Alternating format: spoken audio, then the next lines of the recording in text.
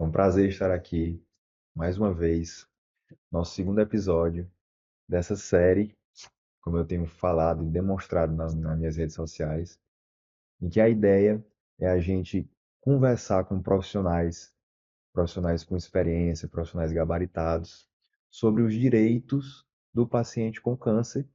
Claro que a gente pode falar um pouco mais sobre direitos em saúde, especificamente, né? E hoje, aí eu tenho a honra de trazer aqui uma profissional que eu conheço de perto e que tem muita experiência, especialidade, inclusive, em medicina do trabalho, trabalha com isso todo dia, é coordenadora regional de uma grande empresa aqui, não só nacional, na verdade, né? Tem aqui no Sobral, mas é uma empresa nacional. E a ideia hoje é a gente falar um pouquinho da área médica, a nossa visão médica, sobre atestados, afastamentos. Separamos algumas perguntas aqui que surgiram nas nossas caixinhas de pergunta da semana. E eu queria apresentar hoje a doutora Thais Parente, médica do trabalho, e eu queria que ela falasse um pouquinho sobre ela e sobre um pouquinho do assunto na visão dela. Perfeito. Oi, gente, tudo bem? Boa noite. Então, primeiro eu queria agradecer o convite a você, doutor Jansen, meu marido. É, Primeiro, é uma satisfação estar aqui com vocês para falar de um assunto tão importante que é falar sobre atestado, declaração, laudos, algo que muitas vezes pode passar desapercebido dentro do ambiente médico, mas ao mesmo tempo faz parte da nossa vivência como profissional, faz parte da vivência do paciente, da rotina de paciente dentro do consultório. Então, é bem interessante que o paciente saia ali do consultório satisfeito com o que vai chegar, tá? É, então, vou me apresentar. Eu sou Thaís Parente, sou médica do trabalho, sou esposa do Jansen, sou mãe do Matheus. Então, trabalho na medicina ocupacional, sou especialista em medicina do trabalho pela Associação Nacional de Medicina do Trabalho. Faço parte da Associação Cearense de Medicina do Trabalho também, da diretoria da associação. Aqui em Sobral, eu atuo como médico do trabalho na Grendene e também atuo como médica do trabalho, coordenadora de saúde regional da região Nordeste aqui da Votorantim Cimentos, tá? Então, viver atestado é o meu dia a dia, né? O que basicamente é o meu trabalho, é o que a gente recebe. Não é só isso que a gente faz, a Uma especialidade saúde não é só ocupacional, né? isso, Exatamente. mas óbvio que a gente trata profundamente disso, porque é o que nos é trazido pelo profissional quando ele chega com alguma condição de saúde. E muitas vezes quem mais se atenta aos detalhes ali daquele documento somos nós que recebemos como empresa, na parte do CNPJ, né? Bom, obrigado pela presença, né? E esse assunto é tão relevante porque, como a Thaís falou, faz parte do dia a dia de todo médico, todo profissional e de todo trabalhador, né? É dúvida diária sobre o que fazer, há uma variação muito grande das empresas, né? O que é que a empresa considera como necessário para ir para o paciente entregar ali para ir para aquela consulta médica. E a gente queria tentar desmistificar um pouquinho hoje aqui, ou seja, é uma conversa que vai servir não só para pacientes, mas vai servir também para profissionais de saúde. Eu mesmo aprendo muita coisa em casa, né, quando eu tenho alguma dúvida. A gente sabe que o nosso foco é câncer, né? É uma doença crônica, é uma doença, na grande maioria das vezes, incapacitante. O paciente ele vai fazer uma cirurgia mais complexa, vai ficar mais tempo fora do trabalho, fazendo exames antes, né? Fazendo acompanhamento de rotina, e sem falar que a cirurgia muitas vezes não é o único tratamento que esse paciente vai fazer. Uma quimioterapia demora meses, radioterapia demora mês, né? Então, primeiro, né? Eu queria começar por uma dúvida muito básica e muito frequente no nosso dia a dia. Existe diferença entre atestado, laudo e declaração? Isso é todo dia a gente recebe essa dúvida, né? que é que a senhora tem para falar sobre isso? Então, existe sim diferença entre atestado, laudo e declaração, certo? São três coisas diferentes dentro ali da resolução do CFM, de cada uma delas. Mas, basicamente, o atestado vai citar a sua ausência, vai orientar a sua ausência, que tem que constar dentro desse atestado. Então, o atestado médico ele vai constar a identificação do paciente, vai identificar quantos dias você vai precisar de ausência do trabalho, que aí pode ser de 5 dias, pode ser por tempo indeterminado, 30 dias, 60 dias, enfim, a depender do tratamento, aí vai depender de cada especialidade, da condição. Vai ter que constar ali também a identificação do profissional, todos eles vão ter que constar isso. Então, data, certo? E a identificação do profissional com nome, CRM, se tiver registro de especialidade, o RQE, também tem que ter o registro do RQE, certo? Tudo isso sem rasura, sem irregularidades. CID-10, a classificação internacional de doença, precisa ter no atestado? Não, não precisa, tá? Aí é de interesse do paciente ou não que ele conste no atestado médico, tá? E hoje, na última resolução, lá de 2024, que começou a valer agora em 2025, o que é que também precisa constar no atestado médico? A identificação junto com dados do médico. Então, eu preciso do quê? Contato, telefone e endereço. Que pode ser da clínica, É o da que clínica, geralmente não é o que está precisa ali no ser o papel de seu receita. pessoal, mas é um dado de contato do médico. Foi uma das formas que o CFM teve de tentar deixar o mais claro possível e, óbvio, garantir a validade daquele atestado, para que não haja irregularidades, falsificação, que pode, inclusive, gerar sanções, desligamentos por justa causa e até, quem sabe, algo voltado à justiça mesmo, né? A pessoa pode ser processada de alguma forma por conta disso, tá bom? Então, isso é a parte de atestado médico, tá? E declaração. A declaração, ela vai basicamente explicar que você esteve lá. E ele tem uma validade diferente do atestado. A validade da declaração é de horas, não é uma validade de dias. Geralmente vai justificar a sua presença na consulta. Então, fui ali me consultar para uma consulta de rotina e não há necessidade de ausência ao trabalho, porque não há comorbidade associada que mostre que não tem capacidade para o trabalho naquele dia ou de forma recente. Então, a declaração, ela equivale ao tempo de consulta. Geralmente, ela tem um período ali de 4 horas, certo? Ah. Então, ela vai justificar um turno seu de trabalho, por exemplo. Essa declaração tem que ser entregue ao RH da empresa e, geralmente, a empresa acata aquela consulta, tá? Mas a declaração precisa ter as mesmas informações do atestado. O que é que ela precisa ter? A sua identificação, certo? Descrevendo que você esteve em uma consulta, declarando, né? Eu declaro que o paciente tal, esteve em consulta médica no horário tal, certo? No dia tal, com a documentação do médico. Não precisa ter, teoricamente, a gente não precisa ter aqueles dados do contato que tem no atestado, certo? Mas a gente precisa dessas informações. E o laudo? O que é o laudo médico? Gente, o laudo médico é uma explicação mais profunda da condição de saúde, tá? Então, no atestado, eu não preciso explicar o que a pessoa tem. Eu posso só dizer que a pessoa não tem condições de trabalhar. Eu não preciso colocar a classificação internacional de doença, eu não preciso dizer o que a pessoa tem, eu consigo preservar completamente Sigilo o da sigilo doença. médico, né? Eu consigo preservar completamente o sigilo do paciente que está me procurando.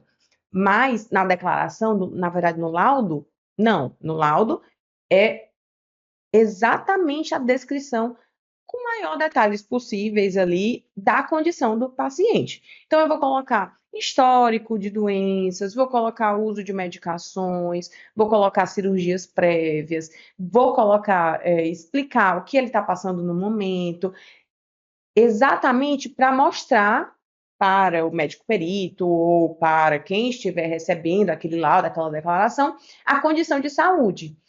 E ali eu posso ou não dizer se há incapacidade para o trabalho, porque um laudo médico não necessariamente ele vai dizer incapacidade para o trabalho, tá? Eu posso ter um laudo só explicando que a pessoa tem uma condição de saúde, né? Sem intenção de benefício previdenciário nele. Mas se há uma intenção de benefício previdenciário, lá eu também posso ter detalhes de afastamento. Dizer que, por conta de todo esse quadro que você contextualizou, a pessoa precisa de um afastamento por um período de 60, 30, 90, período indeterminado, e assim vai. Então, teoricamente, laudo médico, por ser algo mais complexo, por ser algo muito mais detalhado, é geralmente uma solicitação não da empresa, é uma solicitação do INSS, é uma solicitação de um órgão relacionado a isso. Assim, não é o paciente ele não vai levar um laudo médico para a empresa. Então, É ele, isso? ele pode levar um laudo médico para a empresa. Em que sentido? Digamos que você realiza uma atividade de risco, certo? Hum. E eu tenho uma condição de saúde que foi evidenciada lá no eletrocardiograma que a pessoa realizou, certo? E lá tem dizendo que você tem uma condição cardiológica. Ele pode procurar o cardiologista e se o cardiologista considerar que essa condição de saúde dele não o incapacita para realizar atividade de risco, ele pode fornecer um laudo para aquele funcionário e levar para a empresa como justificativa de permissão ao trabalho. Então, o laudo ele também serve para apresentar à empresa em alguns casos. Vai depender do objetivo. Eu também posso levar um laudo para justificar uma restrição ao meu trabalho, Uma mudança de forma de uma função. mudança de função. Por exemplo, no caso oncológico, pacientes oncológicos têm o direito de trazerem laudos, certo? Especificando que eles precisam se ausentar do trabalho ou trabalhar de regime de home office, se couber dentro da atividade da pessoa, pode trazer para a empresa e a empresa tem que acatar essa situação diferente que ele vem vivendo por conta da condição de saúde. Então, serve também como justificativa na Então, empresa. não necessariamente é só por INSS. É claro Isso. que o paciente que vai fazer uma perícia, o interessante é que ele leve o laudo, então, Sim, é interessante que sim. que é algo mais completo, né? É, No atestado, na declaração, você explicou que o paciente é algo mais de comparecimento de consulta, comparecimento ao exame. Existe um ponto que eu quero comentar daqui a pouco, que é sobre os acompanhantes, que é uhum. uma dúvida muito importante também no nosso dia a dia, né? Mas a gente vai deixar isso para próximo tópico, né? No atestado, na parte da identificação do paciente, atestado e laudo, né?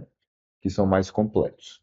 Precisa colocar idade, CPF, a função empregatícia do paciente. Não, Precisa colocar tudo isso, não, principalmente no atestado. Laudo a gente sabe que é mais completo, né? sim. Mas no atestado, Eu preciso da identificação do funcionário, do paciente, né? Perdão, eu vou falar funcionário várias vezes, porque o meu dia a dia eu não chamo paciente, chamo de funcionário. Mas o que eu preciso de identificação do paciente? Eu preciso basicamente do nome completo daquele paciente. Recomendo que coloque o CPF também, e basicamente é isso. Eu não preciso colocar função, não preciso colocar nada disso, tá? Isso não cabe ao médico fazer. Cabe a quem? A empresa. Porque o que vai acontecer, certo? Eu vou dar até uma agilizada assim nesse processo, porque eu sei que pode ser a dúvida, né? Vai complementar a sua pergunta. O que que acontece? Quando você tem um atestado de afastamento ao trabalho, que eu vou precisar entrar com um benefício previdenciário, certo? O que que acontece? Eu tenho um atestado que eu vou colocar dentro do meu INSS, do aplicativo do meu INSS, para obter o benefício. A partir de que momento? Então, são afastados do trabalho casos superiores a 15 dias. Então, a partir de 16 dias de afastamento, 16º dia de afastamento, a empresa deixa de pagar o colaborador, então a empresa paga os primeiros 15 dias de afastamento, e a partir do 16º dia, quem é que paga? A Previdência Social. Então, é o INSS que vai pagar, certo? certo. Tá? A partir do 16º dia, quem paga é o INSS. Esse atestado, tá? Ele vai ser colocado aonde? Onde é que eu vou levar esse atestado? Para quem? Hoje a gente tem uma facilidade, o mundo vem se digitalizando nos últimos anos. Então, nos últimos anos, obviamente, tudo hoje é feito por aplicativos, pelo Gov. E hoje a gente tem no aplicativo do meu INSS, eu posso colocar meu afastamento e fazer meu afastamento completamente de forma virtual sem precisar passar, muitas vezes, em nenhum momento na Previdência Social, né? Ir lá para o INSS para resolver alguma coisa, por exemplo, para iniciar um afastamento. Eu vou pelo aplicativo do meu INSS e lá eu posso fazer o cadastro do meu afastamento. O cadastro do afastamento hoje conta com o apoio do Ateste Med, né? O que é o Ateste Med? Então, inclusive, ele foi até atualizado recente, semana passada, no dia 24 de março, a gente teve uma atualização bem importante no Ateste Med, certo? E como é o Ateste Med?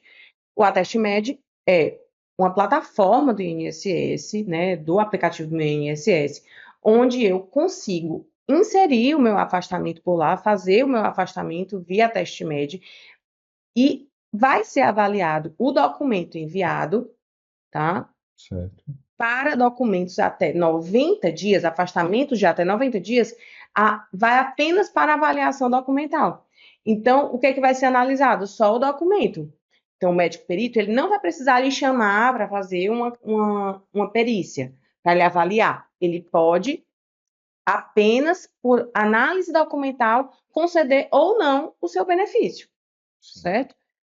Óbvio, quanto melhor, mais esclarecido, e isso inclui o laudo, né? Melhor e maiores são as chances de serem aceitos e serem deferidos seu pedido de afastamento, tá? Óbvio, se tiver irregularidades, se tiver rasura no atestado, aí a gente corre o risco de ser indeferido, tá? Tem o risco de indeferimento. Todo afastamento corre risco de indeferimento.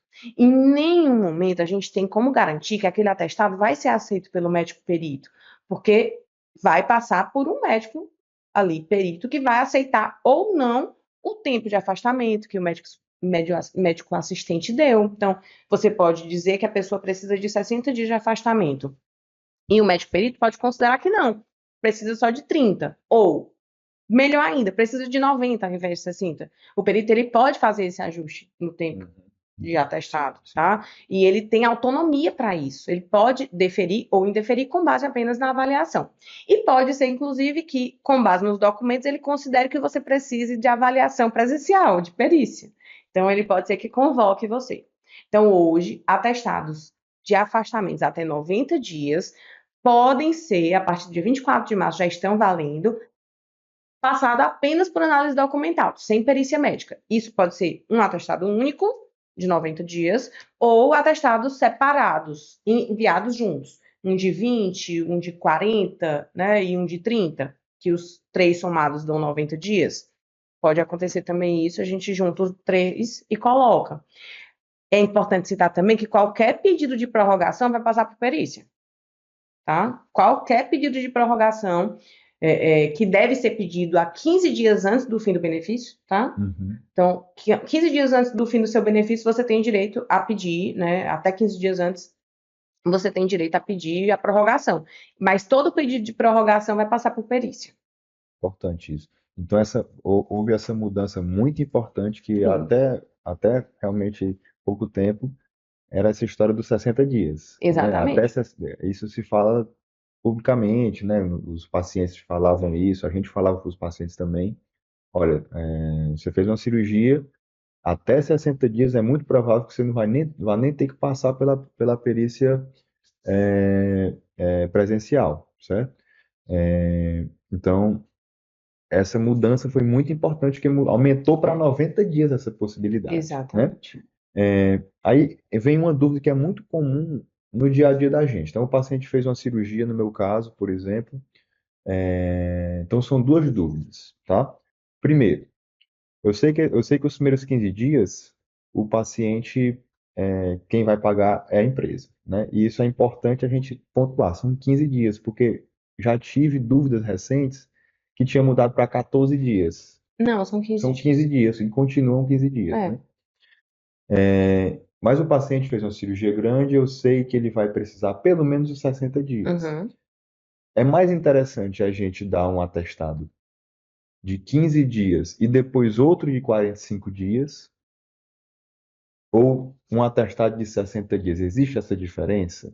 Não, não Não existe. existe Se essa você der um diferença. de 15 e um de 60 e um de 45 depois, não vai fazer diferença. Os dois somados vão vão ter o mesmo efeito.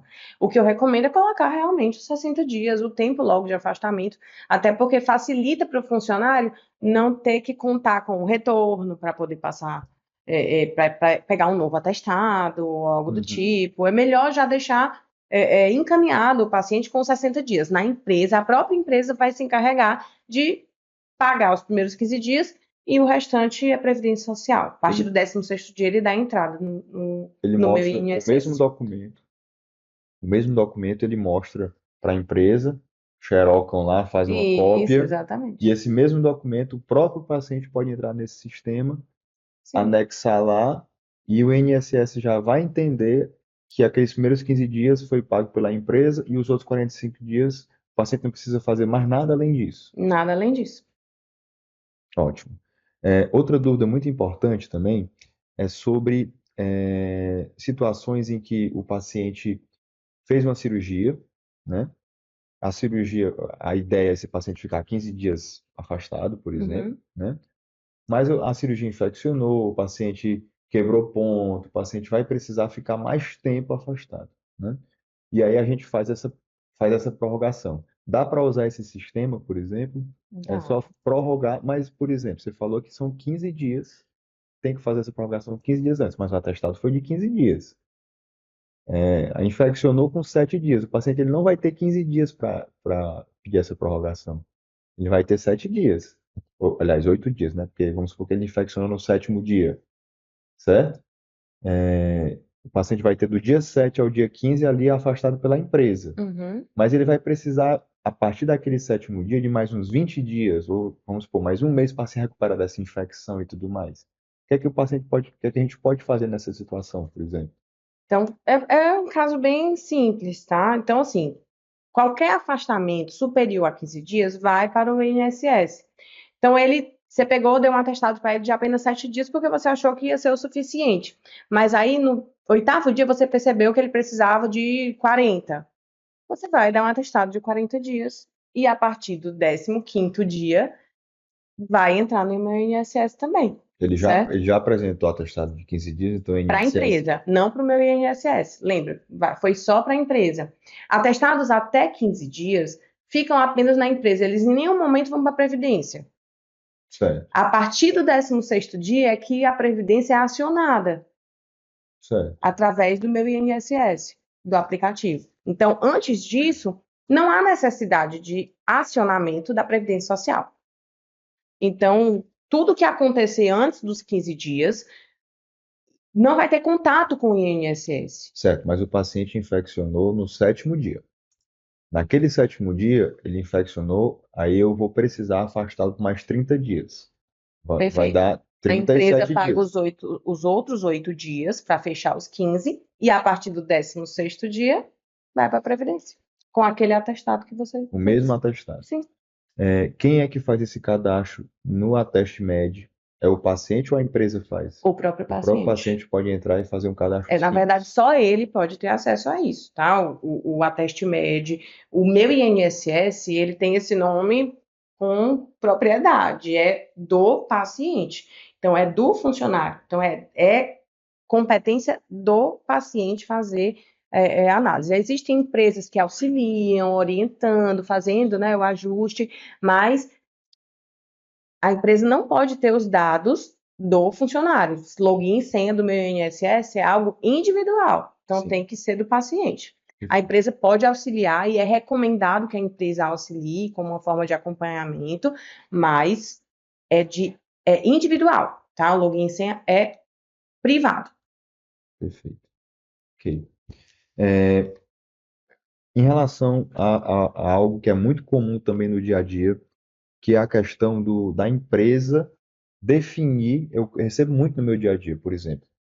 Toda vez que eu vou dar uma declaração de comparecimento da consulta, eu sempre pergunto, a sua empresa pede atestado ou declaração? Porque às vezes eles voltam, já chegou ao cúmulo de uma empresa, eu fazer a declaração de comparecimento, paciente, fulano de tal, compareceu, necessitou ausentar-se do trabalho porque compareceu à consulta médica. Pronto, ok. Ela voltou, a empresa voltou, exigindo que seja atestado, não declaração, Uhum, exigindo que seja afastamento por um dia no dia de hoje.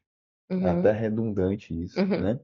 Mas o que é que a gente pode fazer e qual é uma orientação em situações em que a empresa exige algumas coisas que não estão dentro disso que a gente está conversando aqui?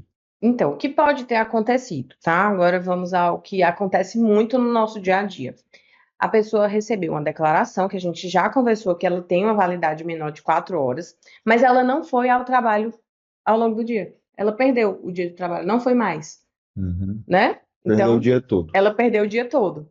Muitas vezes o que acontece é isso. Às vezes a pessoa acha que está liberada do dia inteiro com a declaração, mas não está. A Perfeito. liberação ela tem horas. Então, se a empresa geralmente pede para ela voltar, é porque foi abonada apenas 4 horas e o restante da carga horária dela ficou perdida, digamos assim. O que pode resultar em em algumas empresas no banco de horas, né, negativo, que é aquele quantidade de horas que a pessoa não foi ao trabalho, pode ser considerado banco de horas, que é uma forma mais cordial da empresa de não descontar no salário, mas pode ser descontado em folha de pagamento se a pessoa não trouxer o correto. Então, pode acontecer isso. Então, Sim. o que é importante orientar está saindo com declaração, entenda, vale apenas 4 horas. É o turno. É um turno, não equivale ao seu dia inteiro de trabalho. Então, a empresa não tem a obrigação de aceitar como atestado a declaração, porque a gente já viu que tem diferença. Isso é muito importante, porque eu mesmo fiquei com raiva da empresa, a empresa estava correta, então, né? E o famoso tempo indeterminado, que é algo também, no meu caso, como oncologista, a gente sabe, por exemplo, um paciente com câncer de mama, a média de tratamento, contando quimioterapia, radioterapia, cirurgia, recuperação, chega a quase um ano, Uhum. né?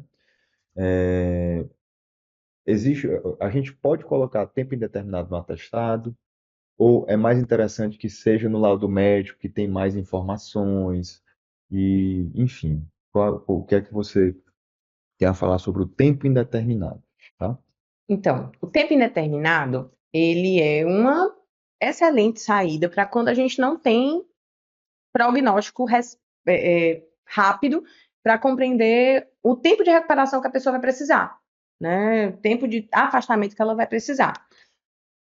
Apenas o atestado, pura e simplesmente com o tempo indeterminado, muitas vezes não vai trazer tantas informações. Vai passar por perícia, todo atestado por tempo indeterminado passa por perícia médica, o que pode ser facilmente compreendido pelo perito ou não. Então, um laudo orientando e explicando o porquê que aquela pessoa precisa se ausentar por tempo indeterminado é mais robusto e traz mais validade para que aquele atestado seja aceito e o pedido, né, o benefício seja deferido pelo perito. Então, é melhor que seja um laudo. Sim. Pode colocar ou não pode o tempo indeterminado? Tempo indeterminado? Pode sim, tá? Pode sim. Porque a gente sabe muitas vezes tem casos difíceis que a gente, como você disse, o câncer de mama, vai passar por quimioterapia, radioterapia, vai fazer uma cirurgia.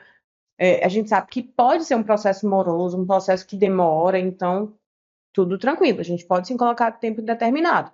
E a partir desse tempo indeterminado que a gente colocou, o perito vai colocar o início de benefício e fim de benefício também, tá? Sem Então, problema a nenhum. mensagem se colocar tempo indeterminado no atestado, que teoricamente não tem tantas informações assim que justifiquem isso, o paciente pode perder tempo, pode ir e Sim. voltar. Então, é interessante que seja feita no laudo por conta disso. É É essa a melhor, é ideia. trazer mais robustez para o que vai ser apresentado. Tudo que tiver de exame, laudos, tudo que você tiver de documentação que justifique a sua condição, melhor. O perito vai avaliar tudo. Então, se você tiver exames de imagem, se você tiver laudo, atestado, tudo que você puder levar para corroborar a sua condição, vai ser melhor para garantir maiores chances de deferimento do pedido. Lembrando que não é todo dia que tem vaga para uma situação dessa, né? Então, se você não aproveitar essa data da perícia e tudo para resolver, levar tudo, você pode perder ainda mais tempo nisso tudo, né? E pode acontecer do perito não considerar, você não apresentar evidências suficientes que corroborem o fato que você precisa estar afastado. Então, é importante que você venha munido para o afastamento, né, para o dia da perícia. E muitos advogados vão orientar você sobre isso, que você tem que vir bem munido, tem que apresentar-se ao perito com armas Mais informação possível. e evidências para ser deferido o seu pedido. Dá para colocar isso no ateste médico? Um exame, um resultado de Pode sim. biópsia, você consegue anexar tudo Sim. isso no ateste médio, né? Lembrando que é até 90 dias no ateste médico. Já aconteceu comigo, por exemplo, o paciente fez uma cirurgia, isso deve ser uma dúvida muito comum, por isso que eu estou trazendo aqui. Uhum. O paciente fez uma cirurgia, a gente coloca lá o atestado, o afastamento por tantos dias, se eu não me engano, eu coloquei realmente 30 dias, algo assim. E aí ele teve uma complicação, quebrou um pontinho, teve aquela coisa, e ele pediu para eu fazer o outro atestado, não, tinha colocado 15 dias, né? Ou seja, a empresa é responsável pelo Ficou pagamento. completamente responsável ali. Quando o paciente voltou, precisou ficar mais tempo, qual foi a dúvida dele? Doutor, você não pode colocar um outro CID, uma outra coisa, para que eu leve para a empresa, eu não tenha que ir no INSS, não tenha que ir para a perícia, não tenha que fazer algo desse tipo? Olha, eu vou no feeling. O que é que você acha? Você acha correto? Não é correto. Claro que não é Então, correto. Mas a ideia é a gente orientar as pessoas que estão nos assistindo para que eles não cometam esse erro de isso. induzir o profissional a fazer Exato. isso. Mas é isso mesmo que por isso que eu falei, né? Você vai no seu feeling. Isso não é uma prática correta, tá? Então, a gente estaria fazendo o quê? Eu estou tentando enganar a minha empresa, né, o local onde eu trabalho, e isso pode ter sanções, isso pode ter reverberação no seu trabalho. Então, é o mesmo motivo? Então, eu estive afastado pelo mesmo motivo por mais de 15 dias, eu não tenho como falsear esse documento, aí seria um documento falso, que gera sanções não só para você, paciente, mas também para você como profissional. Sim. Né? Porque eu estou dando um atestado falso para aquela pessoa, tá? Você pode ser processado, você pode ser procurado, indiciado, você pode ser aberto BO contra você, enfim, são diversas situações que podem acontecer com o profissional e com o paciente que não são legais. Então, existem consequências. São 15 dias pelo mesmo motivo. Podemos mudar o CID para a empresa pagar mais 15 dias para não ter que me afastar? Eu sei que é muito custoso o afastamento do paciente. A gente sabe que tem um gap de recebimento, mas a gente precisa, tá? A gente precisa passar pelos caminhos corretos e adequados. Tá? Ok, eu queria uma última dúvida, assim, mais gerencial Pensei que ia aqui. ser mais breve, viu? Que a gente ia falar menos, mas É sempre assim, são a muitas gente coisas. sempre acha que é mais rápido, né? É sobre o atestado de acompanhante, Mas né? sim, Então, acho que é algo que já falamos muita coisa aqui, né? verdade. Já falamos da história do CID também, que não é obrigatório. Sim. Eu ainda pego muitos pacientes nessa ideia de, doutor, bote o CID, que a minha empresa exige CID. Uhum. Eu sei que existe uma história o paciente, ele não, às vezes não quer bater contra a empresa e etc, pode com medo, né? Mas lembre que é o seu direito, tá? É a sua cirurgia, é a sua saúde. Às vezes tem paciente que não quer sair dizendo por aí que tem câncer, que câncer é até menos ruim. Mas pense em um paciente que é soropositivo, que é um paciente que Sim, tem uma doença ainda mais estigmatizante, né? com certeza. E a gente ainda sofre isso, né? Então, lembrando, o CID não é obrigatório, você pode realmente conversar sobre isso na hora de entregar o seu lado, o seu atestado, Sim. enfim, né? Mas eu queria falar sobre o acompanhante, que é algo muito importante, que eu recebo dúvidas todo dia, né? Quando é que um acompanhante tem direito a atestado? O básico é que o acompanhante foi na consulta, ele vai receber uma declaração também. Ele tem direito a receber essa declaração nos mesmos moldes Sim. do paciente. Ou o paciente fez uma cirurgia, aquele acompanhante está ali durante a internação, um dia, 2 dias, 3 dias, ele tem direito a esse atestado? Olha, é uma pergunta bem, eu acho quase cabeluda, né? Porque é muito complicado a gente falar sobre isso. Quando é que eu tenho abono legal? A CLT, ela abona legalmente o acompanhante em basicamente duas situações, certo? Uma delas é acompanhar a gestante, então você, meu marido, vai me acompanhar na gestação, certo? No consulta, no pré-natal. Você tem direito a me acompanhar em 6 consultas. E é abonado, certo? Não tem problema nenhum. Outra situação, eu tenho um filho menor do que 6 anos, eu tenho direito a um abono anual para acompanhá-lo em consulta. Um abono anual. Todas as outras situações são políticas de empresa, são acordos coletivos de empresa. Então, vai depender de cada local de trabalho. Não são todos os locais que vão aceitar, tá? Então, precisei acompanhar a minha mãe por tantos dias. Pode ser que a empresa aceite, pode ser que a empresa não aceite. Aquilo ali funciona como uma justificativa de ausência. Então, está justificada a sua ausência. Ok, mas isso quer dizer que não vai ter desconto? Ou carga Não. horária ou desconto financeiro, né? Uma das duas coisas, geralmente, né? Não, está justificado. A empresa vai entender a sua ausência. Mas o que acontece com isso é de empresa para empresa. Então, por exemplo, tem acordos coletivos onde a pessoa vai precisar se ausentar para acompanhar uma pessoa. Então, eu posso, naquela empresa X, vale como banco de horas, ou serve como a declaração serve como abono de 4 horas, não tem problema. Na maioria das empresas, eles aceitam o acompanhante como uma declaração de até 4 horas. Mas atestados maiores, tempos De maiores internações de de dias. internação de dias, geralmente não são aceitos, certo? Como uma justificativa, tá? Mas a mensagem é que, a depender da empresa, isso pode acontecer. Pode sim, pode sim. É, ou seja, internação entra nessa ideia. Entra nessa ideia, Nessa ideia. entra sim. Existe o atestado de acompanhante, tá? Então, existe sim o atestado de acompanhante.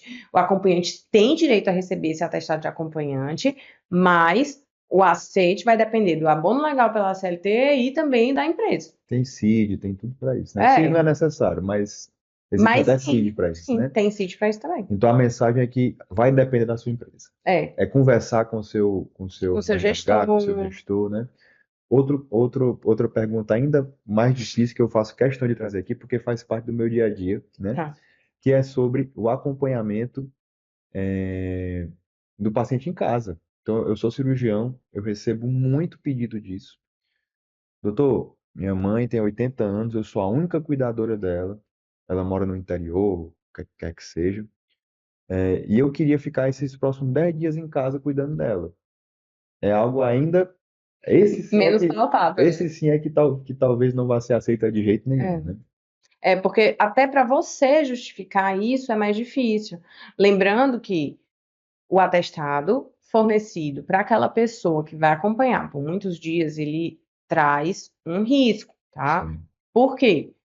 Eu posso estar dando um atestado justificando que a pessoa esteve ali com você. Se a pessoa não tiver estado realmente com você e ela tiver cometido um crime, o seu documento Isso é importante. é o que Então, estava validando e ela pode utilizar o seu documento durante uma audiência como justificativa da situação, eu estava como acompanhando minha mãe, justificativa da né? ausência. Sim. Então, uma mensagem para o espectador é isso, né? Entenda o lado da gente como profissional, entenda o lado da empresa, do gestor, né? Em situações como essa, né? Pessoas de boa fé não vão fazer isso, Sim. né? Mas a gente não tem pessoas de boa fé sempre, né? Então, Mas eu também acho que vale uma boa conversa com o seu gestor imediato. conversar bem com a pessoa responsável por você no ambiente de trabalho, com o teu gestor, com o teu coordenador, quem seja a pessoa que esteja lá acima de você, responsável por lhe acolher. Uma boa conversa vai muito longe. Muitas vezes a gente consegue converter aquilo em um banco de horas, em uma conversa mais amigável, onde não vai ser descontado nada para você. Pode ser que você consiga conversar e pedir férias durante o momento programado para a cirurgia da pessoa, para você poder aproveitar e acompanhar, né? Nunca recomendo férias para a pessoa doente. A pessoa doente não precisa de férias, a pessoa doente precisa de afastamento previdenciário. Mas para quem vai acompanhar, porque quer acompanhar, porque quer estar ali Precisa, né? perto, porque precisa acompanhar, você pode solicitar férias, conversar com o seu gestor, tentar organizar de alguma forma para que você acompanhe, como uma pessoa sadia acompanhando uma pessoa doente. Perfeito. Bom, eu acho que a gente conseguiu falar e desmistificar muita coisa, inclusive aprendi algumas coisas aqui, obrigado. Olha, coisa boa. E é interessante para a gente orientar os pacientes, porque é uma demanda realmente diária sobre isso, É, né? eu entendo. E eu queria trazer agora algumas perguntas das caixinhas de pergunta, né? Tomara De que eu quem consiga responder. nos segue, né? Que é muito importante, porque são dúvidas reais, né? Dúvidas do dia a dia, Sim. né? Então, eu queria começar com a pergunta de um amigo, que foi meu paciente, é amigo, né? Ele perguntou assim: qual o procedimento adotado pelo empregador quando o atestado apresentado for de 15 dias e depois o trabalhador trouxe um outro atestado de 10 dias, ou seja, o trabalhador precisa voltar a trabalhar antes do primeiro atestado, né? Uhum. Prevalece o atestado com maior quantidade de dias ou não? Olha, é uma dúvida até difícil de responder, mas geralmente o que é que eu oriento, tá? Você pegou um atestado inicial de 15 dias, mas com 7 dias você estava se sentindo melhor. Tô ótimo. Eu recomendo que você vá no médico que lhe deu o atestado de 15 dias, converse com ele para ele reduzir o atestado. Ele, o mesmo profissional, de preferência, justificando que você está em melhores condições agora e que já pode retornar, como se fosse uma alta, Uhum, certo? Você vai apresentar esse documento e a empresa vai poder reduzir com a justificativa. Apresentar dois atestados de pessoas de profissionais diferentes pode ser um problema. Pode acabar trazendo um problema para você, pode ser que não seja aceito, tá? Então, tentar que o atestado de menor tamanho seja bem justificado. Você pode, se sua empresa tiver médico do trabalho trabalhando lá, se tiver médico, profissional de saúde lá, é mais fácil esse processo, porque você traz, diz que está se sentindo bem, você vai passar por uma avaliação médica e o médico pode reduzir o atestado. Mas em situações, como na maioria dos casos, onde a gente não tem um profissional médico avaliando o profissional quando ele volta, então eu recomendo. Volta no profissional que te deu o primeiro atestado e diz que está se sentindo bem, conversa com ele, ele vai te avaliar e vai dizer se você pode ou não retornar. Porque pode ser que você esteja se equivocando em relação à sua recuperação. Será que realmente você tem condições de voltar ao trabalho antes do tempo? O profissional que passou 15 dias, ele passou por que motivo? Será que ele enxerga que você precisa realmente de 15 dias de repouso? Então, é sempre interessante que o profissional anterior seja o responsável pela alta. É melhor para a empresa também. certo, mas qual é a orientação para a empresa? A pergunta foi de um empresário. Então, o paciente, ele voltou, olha, doutor, eu tinha lhe dado um atestado de 15 dias, mas agora eu estou vindo com atestado do mesmo profissional de 10 dias. Então, a empresa recebe esse atestado e simplesmente ignora o outro atestado de 5 dias, Se é for o isso? mesmo profissional trazendo, né, a justificativa da redução do atestado, sim. Mas chegou o profissional para você com a redução de atestado, oriente. Não, eu quero reduzir meu atestado, só vim com a queixa. Ou trouxe de outro profissional. Peça para ele voltar no médico anterior, conversa com ele, olha, é melhor você trazer do médico anterior, tem certeza que está em condições de trabalhar, enfim, para que você se resguarde e o profissional também. Porque a gente tem que pensar também que aquela pessoa tem que estar em condições de trabalhar. Né? Você tem que ter condições de saúde para realizar suas atividades de trabalho. Então, oriente que volte no mesmo profissional e traga o atestado menor. E se for do mesmo profissional já, você pode acatar o atestado menor, se a pessoa trouxer, tá Ok. bom? Bom, temos uma pergunta aqui do Carmo.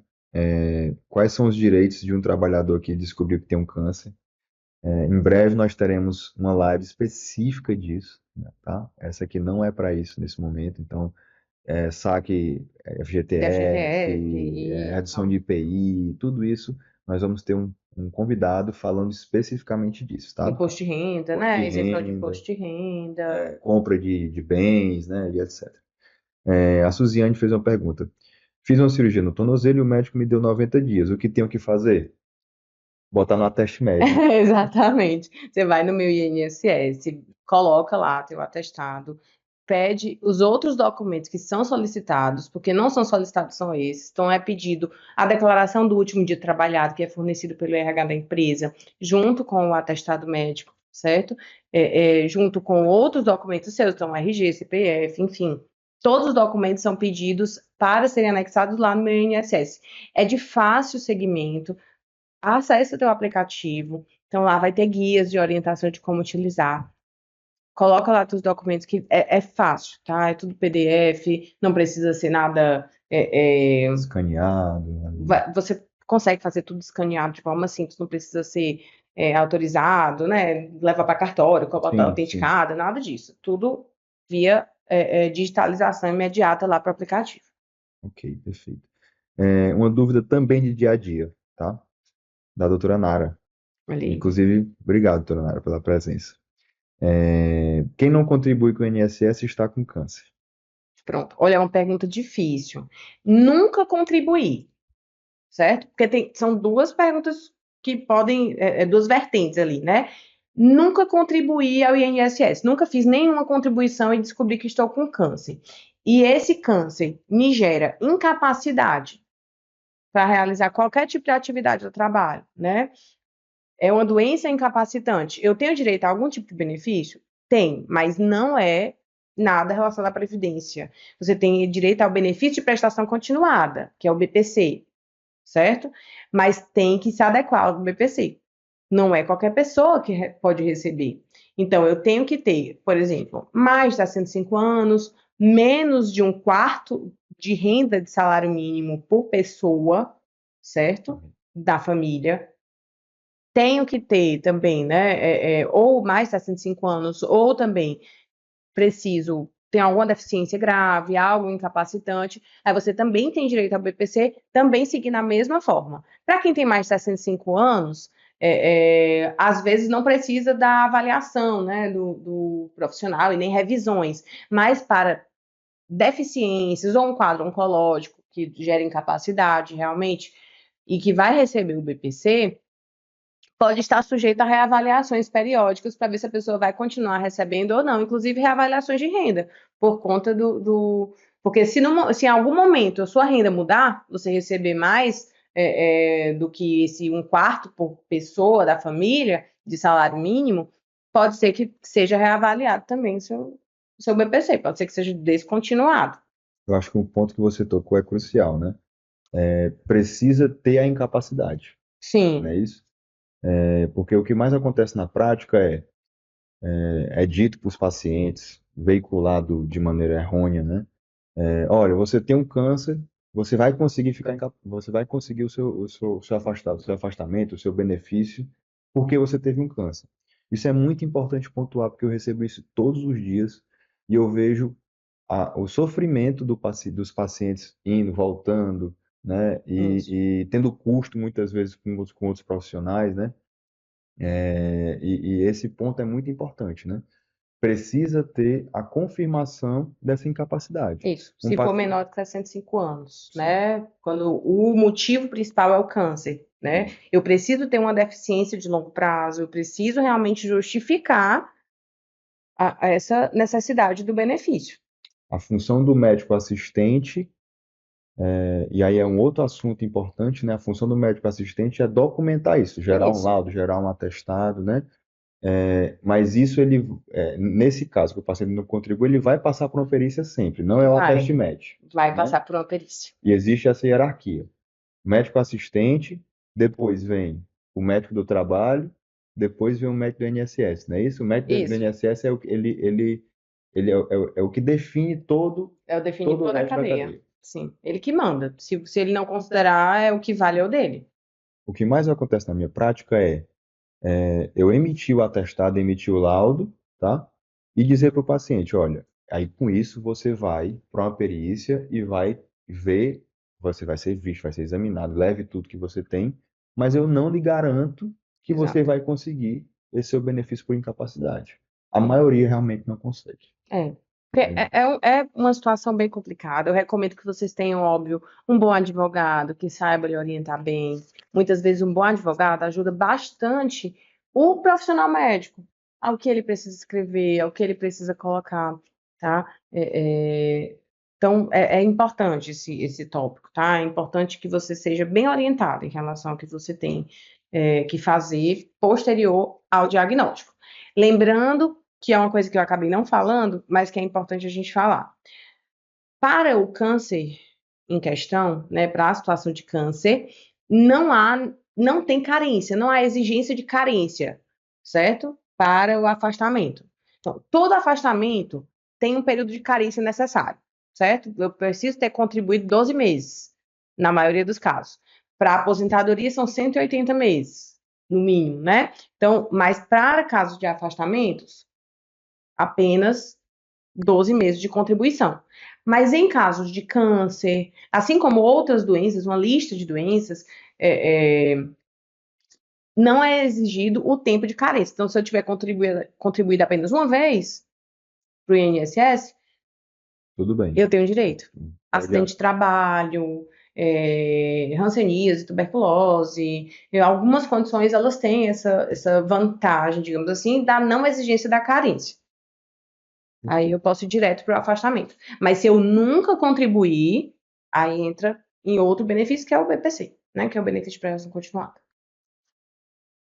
Temos outras perguntas aí, Dan? Temos, sim. Primeira pergunta, aí você pode responder mais rápido dessa. Tá O bom. atestado médico pode, eu sei que já respondeu algumas coisas, mas vamos fazer. O atestado médico, para ter validade, precisa de um carimbo médico? Pergunta da Ana Luísa Parente. Pronto, ele não precisa exatamente do carimbo, tá? Vamos lá, o que ele precisa ter? A assinatura, o nome, CRM ou RQS, se precisar, né? O registro do conselho, o registro de especialista, se tiver, mas não precisa do carimbo em si. Eu só preciso dos dados daquele profissional. É um registro e assinatura, né? Se o Exatamente, médico registro e colocar o assinatura. médico colocar no documento por escrito numa caixinha ali, É, com tudo que tem no carimbo, ele não precisa carimbar, exatamente, é só não assinar. precisa carimbar. É um grande mito, inclusive, que existe, que precisa ter o carimbo ali. Não precisa. Se você tiver todas as informações, pode ser colocado até na caneta. O importante é que tenha as informações e que isso seja passível de ser visto pelo CRM, Legível, né? legível, enfim. Não dá para a gente aceitar um documento que esteja todo ilegível, com letras hieróglifos, né? Que alguns profissionais a gente sabe que tem. Da Rosana Maria. Boa Tá. noite. É obrigatório ter o CID no atestado? Não, então, não é não, tá? O CID é de total competência do paciente. Se ele quer colocar ou não dentro do atestado, vai depender dele, da autorização do paciente. Inclusive em atestados um pouco mais completos, existe lá A resolução, né? o campo da assinatura do paciente, Sim. né? E se ele autoriza ou não colocar aquele sítio, né? Se o Exato. paciente não autorizar, ele não é obrigado. Tem até um caso cômico de um pai de um colega médico mais idoso, mas nem trabalha mais, inclusive. Assim que saiu essa resolução que não precisava mais de CID, ele é tão sem paciência, né? Assim, que ele tinha um carimbo com a resolução do CFM dizendo que não precisava do CID. Então, quando o paciente pediu o CID, ele carimbava no atestado o carimbo do Não CFM, não precisa. precisa do CID.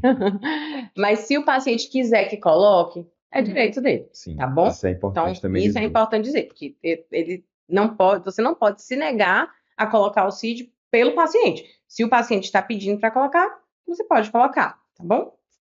De Parente está assistindo nos Estados Unidos. Olha que E a chique. Laís Parente perguntou: e o afastamento dado a funções devido à quimioterapia, somente diário ou pode ser afastado por meses?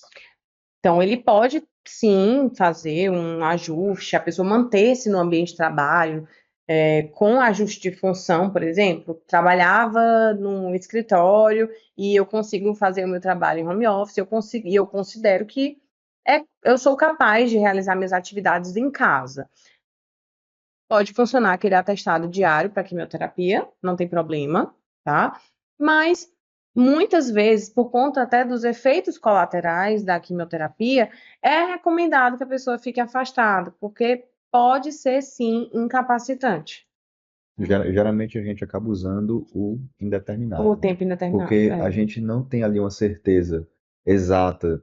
Há atrasos na quimioterapia, falta medicação, o paciente pode ter efeitos colaterais importantes que não permitem que continue trabalhando mesmo. É claro, a nossa luta diária, né, como profissional já da área, né, a gente sempre estimula que o paciente, se ele não tiver efeitos colaterais incapacitantes, que ele faça exercício físico Sim, normal, que ele tenha alimentação habitual, que ele trabalhe se ele tiver apto para aquilo, né? Até por uma questão psicológica, de se manter com ativo e toda etc. certeza. Tá? Não é uma obrigação se afastar porque está na quimioterapia, porque hoje em dia a gente tem quimioterapias, por exemplo, como a capecitabina, que é uma medicação, uma quimioterapia comprimido, Uhum. que a pessoa toma um comprimido por dia, para ali uma semana, tantos dias fica sem tomar.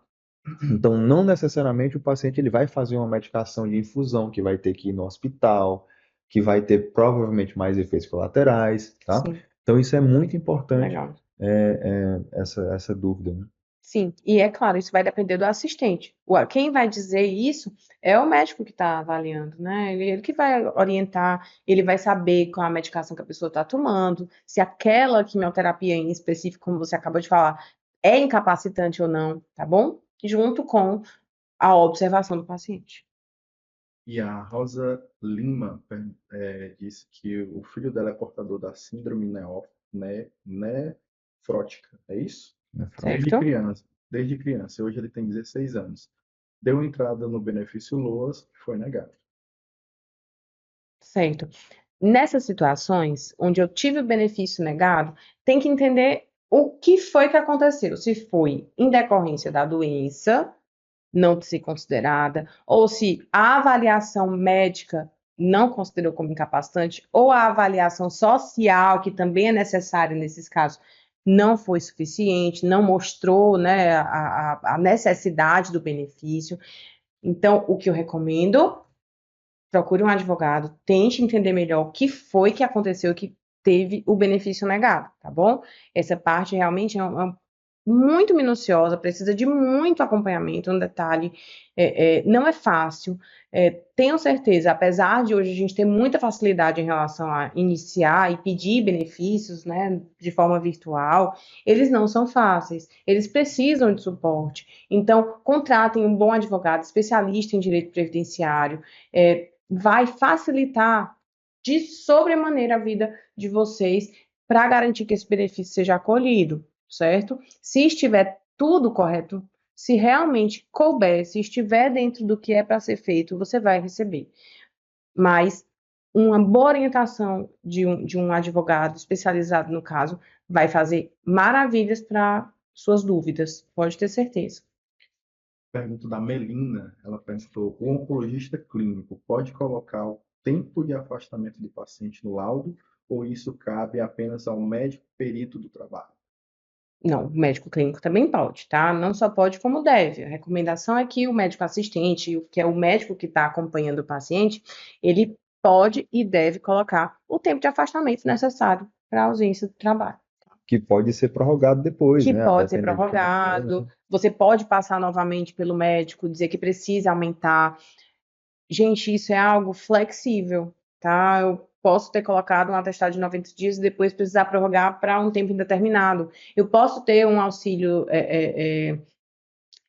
por incapacidade temporária que pode virar um auxílio por incapacidade por tempo indeterminado. Então, eu posso ter essa transformação, porque a gente sabe que muda. Pode acontecer muitas coisas ali nas entrelinhas, muita coisa durante o tratamento que pode acabar reverberando uma mudança do prognóstico do paciente. Sim, claro. Tem uma dúvida que eu ia perguntar que eu esqueci de perguntar. Então, eu sou espectador e estou lhe perguntando, Tá tá? bom.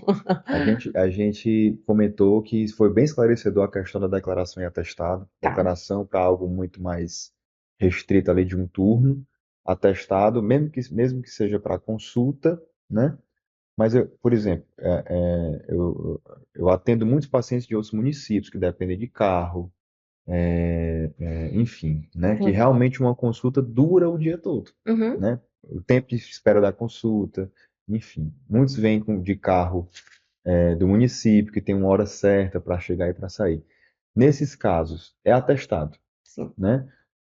E o empregador, ele pode contestar esse atestado? Por exemplo, olha, eu sei que a sua consulta não é para ter demorado mais de uma hora uma consulta, né? Ou a consulta dura em torno de uma hora.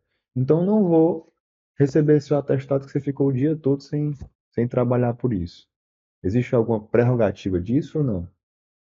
Eu tô perguntando, inclusive, para outros médicos que estão Uhum. assistindo, que vão ver vídeos sobre isso, né? Do receio, até do profissional agora eu vou fazer uma atestado, vou fazer uma declaração, sabe? Se isso dá algum problema para o próprio médico, Certo. entendeu? Não. Então, se aquele paciente precisou se ausentar o dia inteiro em virtude da sua consulta, é um atestado de um dia a partir de hoje. Eu sei que pode soar redundante, né? Colocar atestado de um dia a partir de hoje. Mas você pode colocar, por exemplo, que a pessoa vai precisar se ausentar a partir de dias anteriores, porque você considerou que o início da doença foi, sei lá, semana passada. Então, pode acontecer. Então, por isso que a gente pede para colocar a partir de hoje, Por e um dia no colocar dia, por por um um dia dia a no dia partir de de hoje, hoje. por um dia no dia de hoje. É por um dia a partir de hoje. Ok. E com a data no final. Lembrar da data. Não vamos sair sem data, não. Ana Luzia Parente perguntou se é possível pedir a perícia, se é possível pedir que a perícia seja feita no próprio hospital que você está internado. Olha, você pode sim, tá? Por quê? Porque não necessariamente você vai ter condições de se deslocar até o local do afastamento, né? Do local da perícia. Digamos que você esteja passando por um procedimento, você está aguardando na fila. Acontece muito em ortopedia, tá? Eu tenho um quadro que eu estou esperando internado, um procedimento cirúrgico Pode demorar 30 que dias pode para. demorar 30 dias, 40 dias para chegar uma peça, né, para o procedimento. Você pode fazer a solicitação também. E faz por onde? Vai no INSS?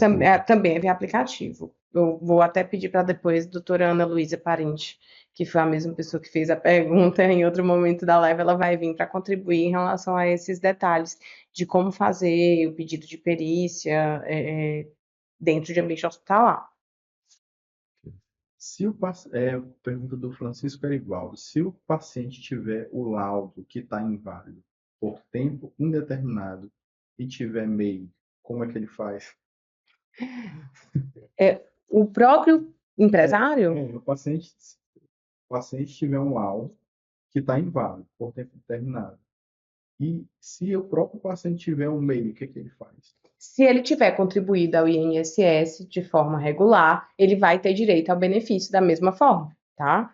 Então, é importante que tenha contribuição, mas a contribuição, ela tem as classes dela, né? Então, eu vou ter o trabalhador rural, as contribuições do trabalhador rural, vou ter as contribuições do MEI, né? Então, você pode ter sim direito, mas tem que ter as contribuições, tá? Talvez por que que esse laudo está inválido, né? Assim, entender por que que esse laudo Não está o inválido. laudo está inválido, tá? O laudo de invalidez, a pessoa está inválida ao trabalho, né? A Uhum. gente não chama mais assim, a gente chama benefício por incapacidade por tempo indeterminado, né?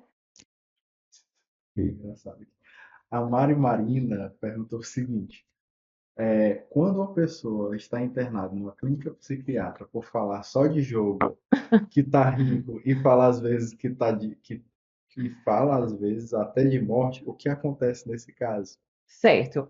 É um quadro psiquiátrico, né? Então, quadros psiquiátricos e a pessoa está passando por internação, ela também vai passar pela avaliação do médico perito. Pode ser que seja avaliado pelo médico perito, mas pode ser que o próprio acompanhante possa fazer tudo isso. Como? O médico psiquiatra vai fazer o laudo, assim como qualquer outro Detalhado. profissional, justificando, mostrando qual a condição psiquiátrica que aquele colaborador, aquele paciente tem, e vai registrar tudo bem direitinho. Você vai dar entrada no meu INSS do mesmo jeito, tá? Outra pessoa vai Outra lá pessoa e pode faz fazer isso por essa, você, principalmente quando você está incapaz ou você não tem condições de realizar isso. Por exemplo, numa situação de uma crise psicótica, né? Que eu estou fora de mim, e agora? Né? Eu não vou fazer isso. Então, você vai contar com o apoio de um familiar. dependente, Você sabe se de um precisa familiar. fazer uma procuração, algo para o familiar resolver isso pelo paciente ou Não, acho que na maioria das vezes a gente consegue fazer por conta própria. Se a gente não tiver acesso ao meu INSS, aí pode ser que sim, você precise de procuração para para ir pedir lá pessoalmente? para pedir esse apoio. Perfeito. Mais uma dúvida para o próximo live com advogados. Tá legal. Bom, eu acho que conseguimos passar aqui por muitas dúvidas, né? Agradeço demais a presença da doutora Thais na sua desenvoltura. Eu acho que tiramos muita dúvida mesmo, dúvidas minhas, inclusive me aproveitei desse momento, né? Agradeço a todos que estão até agora esperando e contribuindo aqui com a gente.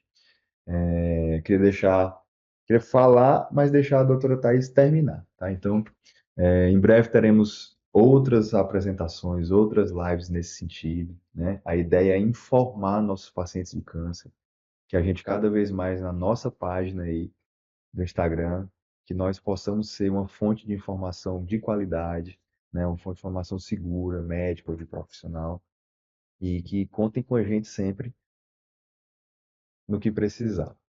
E eu quero deixar a doutora Thais se despedir e ela vai ter o direito de terminar a live. Olha que legal, tá Muita gente vendo? elogiando a melhor live do Dr. Jansen e por aí. Mas a Olha doutora aí, Thais olha aí, ó. maravilhosa e só. Isso aí é familiar, é mãe, é irmã, tô brincando. Mas, primeiro eu queria agradecer pelo convite, mais uma vez. É sempre muito bom para mim falar um pouco sobre minha especialidade, porque eu sei que nem sempre a gente consegue compreender, né, como funciona o mundo no médico do trabalho. Então, falar sobre isso aqui também é esclarecedor, porque passa por todas as especialidades médicas. Temos essa obrigação de fornecer esses documentos, faz parte do ato médico, da consulta médica. Então, não pode ser negligenciado. E a informação precisa chegar não só aos pacientes, mas aos profissionais que estão emitindo também. Então, queria agradecer pelo convite mais uma vez. Fico à disposição para próximos momentos, né, também. Espero que tenha conseguido contribuir e trazer informação de qualidade para vocês. Peço perdão se eu não soube tirar dúvidas, algumas dúvidas que tiverem ficado, mas a gente vai ter um outro momento, né, que o doutor José vai fazer com o outro advogado Sim, sim. para esclarecer outras dúvidas sobre os direitos do paciente oncológico, que vai ser bem interessante. Então, eu espero que vocês participem das próximas lives, dos próximos meses, porque todo mês vai vir informação de muita qualidade, com pessoas de referência. Então, estejam conosco, que a gente vai tentar ajudar vocês da melhor forma possível, o que estiver ao nosso alcance. E obrigada pela presença de quem esteve aqui até o final, os resistentes da live, e obrigada pelo espaço. Obrigado. Boa noite a todos.